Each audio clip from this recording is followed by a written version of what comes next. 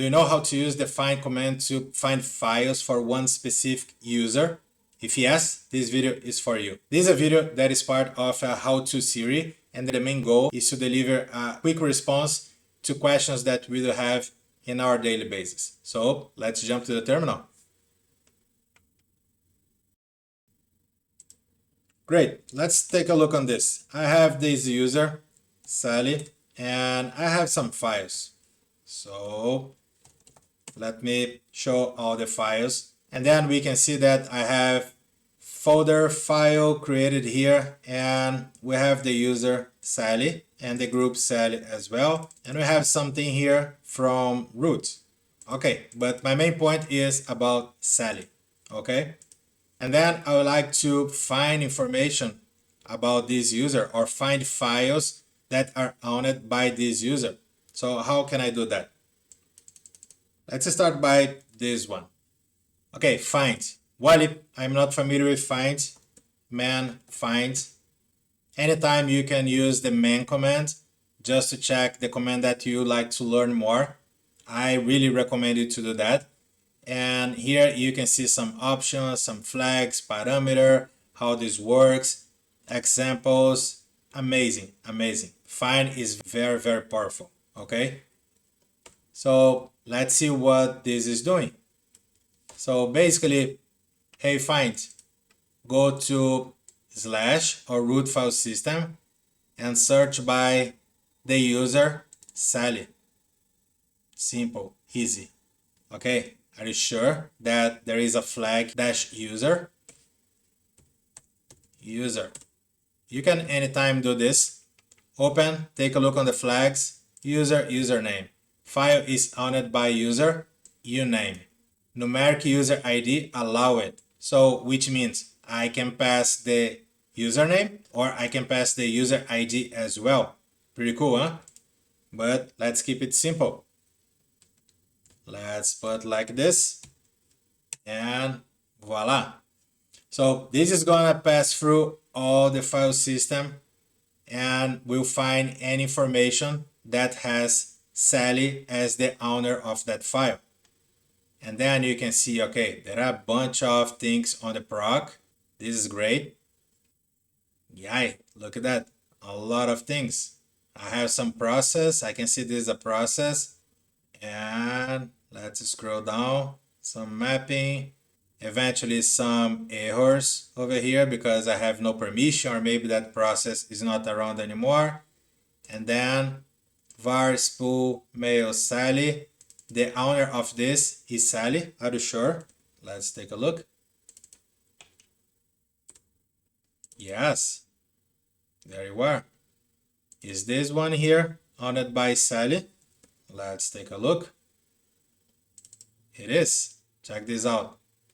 And then we can see underneath the home Sally bash.logout. If we take a look, this is the file. And then we can see the username is Sally. So check this out. All those files over here are those files and they're matching because the username is Sally. Pretty cool, huh? Let's improve this a little bit because you saw that I did something like this. Okay, double L on this guy, and then I can see this is Sally. This is good, but can I do this directly on the find command? Can I pass some parameter or some other way to do this? Yes, you can. Amazing question. Let me put the pound here, then we can analyze this command. Find, same as before, root dash user Sally. This is the same as before. And then check this out. For each item that finds, I would like to execute some stuff. And what will be this stuff?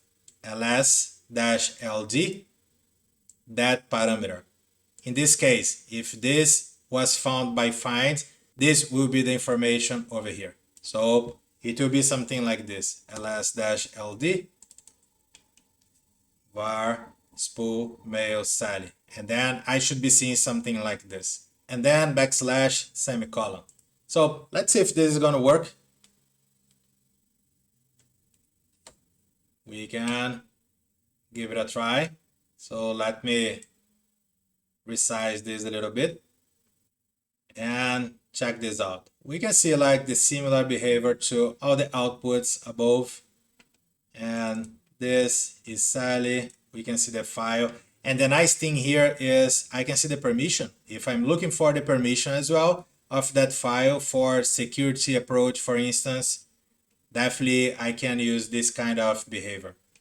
Let me get the files at the bottom and then check this out. I have this file with all the permission, all the exec. Yeah, this is something that I have to be aware and I have to be cautious because maybe this person is trying to hack my system, my environment. So keep this in mind. But one nice point here, eventually I can face things like this. Maybe the directory is not there, maybe I have no permission, and then all the time I'll be facing issues like this. I would like to skip them. Is that possible to do, Wally? Definitely yes. Let me put the previous command. Let me clean up the screen. This is the previous. This is the new one. If you take a look, the command is basically the same as above. I'm not changing anything, but I'm redirecting all the error to dev no, which means any error, I don't care. Let me just forward this to dev no and that's it. So let's see. This is going to provide a similar output. It is not failing.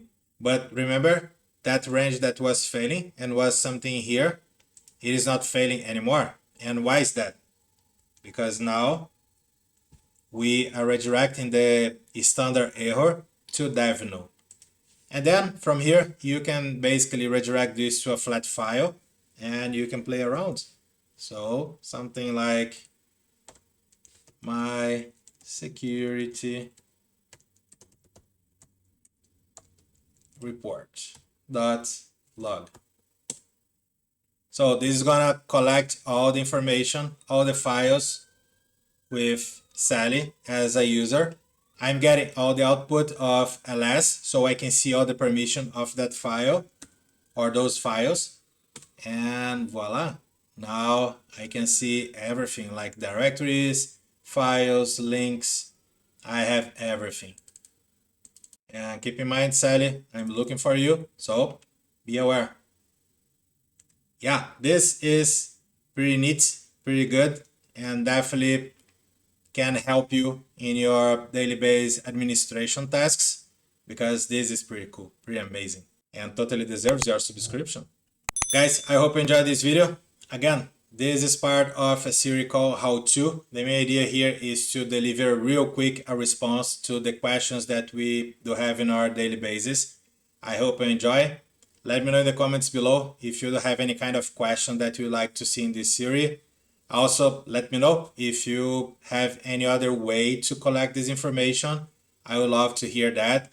There are different ways to read the same goal.